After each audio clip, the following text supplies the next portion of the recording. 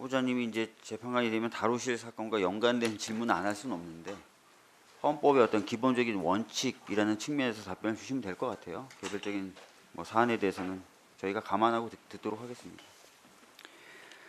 자, 후보자님. 네. 어제도 다른 후보자들에게 좀 질문했지만 긴급 재정 경제 처분 및 명명권, 긴급 명명권 이런 것도 헌법에 규정은 돼 있죠? 네, 맞습니다. 네. 자, 근데 이런 비상 대권의 경우에는 개별적인 법률에 위임돼 있거나 그래서 그 법률에 의해서 절차나 요건 같은 것들이 마련되거나 하지 않죠. 네. 예. 반면에 계엄은 어떻습니까? 계엄은 법률에 정해서 이루어지도록 되어 있는 것으로 알고 있습니다. 맞습니다. 그래서 계엄법이라는 것들이 제정되어 있고 그 계엄법에서 정한 구체적 절차를 준수하도록 되어 있습니다. 맞죠? 네.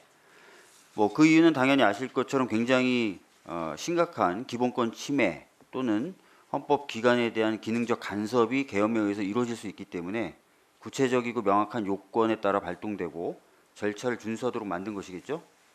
그렇게 알고 있습니다. 네.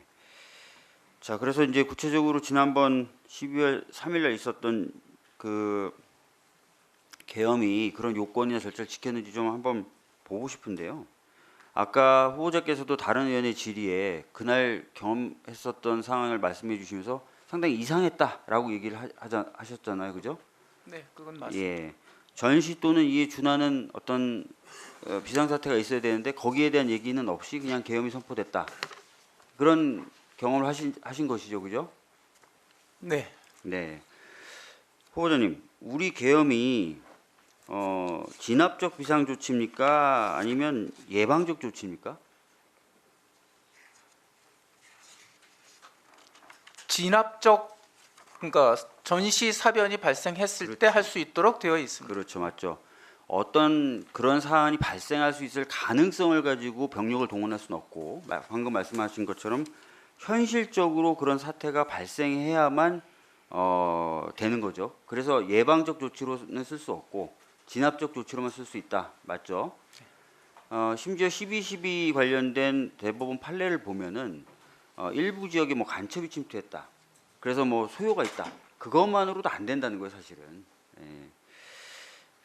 말씀 잘해 주셔서 감사하고 그런데 그때 후보자님도 경험하고 많은 국민들이 경험한 것처럼 어떤 비상사태가 있었다고 느끼는 사람이 없어요.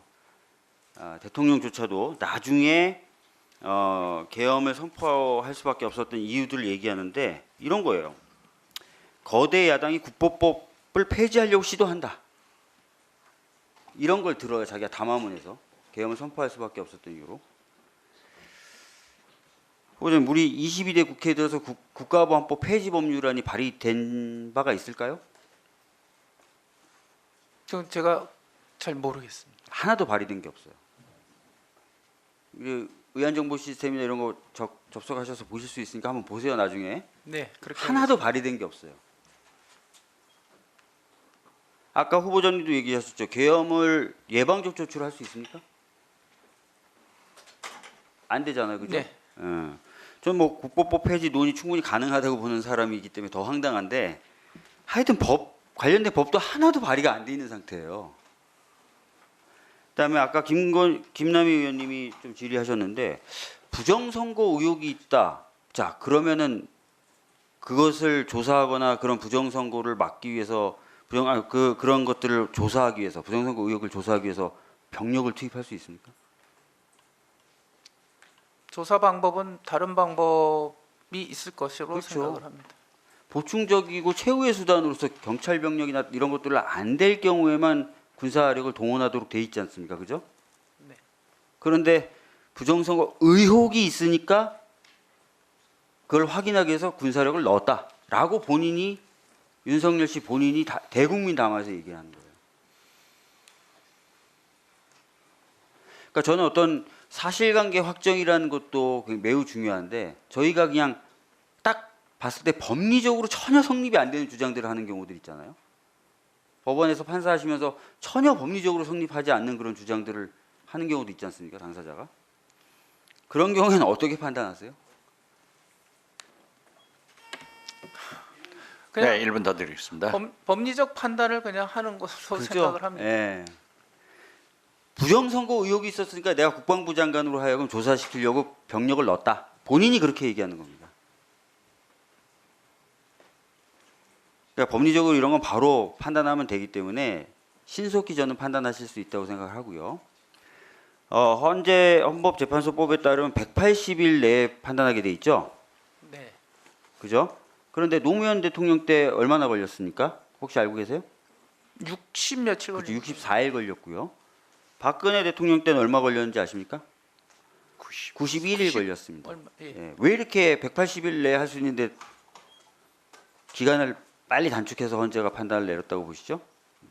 그거는 대통령의 탄핵이라는 엄중성 때문에 그런 것 같습니다. 네. 자, 그래서 종합해서 좀 말씀드리겠습니다. 이 사안이 굉장히 엄중하기 때문에 신속한 판단이 필요하고 본인 대통령이라는 자의 본인의 주장에 의해서도 1분 더 드리겠습니다. 본인의 주장에 의해서도 법리적으로 전혀 말이 안 되는 얘기들을 하는 경우들이 있어요. 그 법리 판단 바로 하면 되는 것들 그런 것들이 있으니까 나중에 재판관이 되신다면 신속하게 좀 판단해 주실 것을 당부드립니다. 신속하게 판단해 주실 것이죠? 어떻습니까?